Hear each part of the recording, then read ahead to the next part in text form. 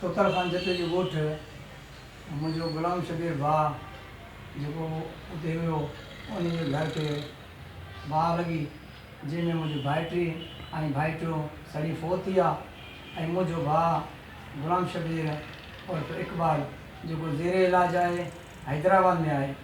ऐं जेको चुल्हो आहे सो बि असां खां परे आहे। ऐं जेका लाइट उहा बि कान्हे। हीअ अचानक मुंहिंजे पोयां घर जे मुंहिंजे भाउ जे घर जे पोयां बाहि हथ सां ॾिनी वई आहे, जेका पेट्रोल हारे उन्हनि ॾिनी आहे। ऐं उहा बोतल बि असां हथु कई आहे। पुलिस खे इतला थियो, पुलिस आई जेका ईअं जांच करे हली वई, न का ॻाल्हि न गत न को एक्शन खयो अथनि न छा।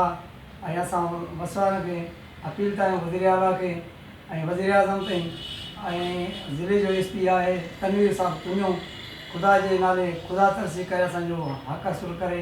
ऐं जेके मुलसी केस में आहिनि या जिन बाहि ॾिनी आहे उन्हनि खे गवर्नमेंट जे कटारे में आणे त असां शुक्रगुज़ार रहंदासीं साईं जन जो।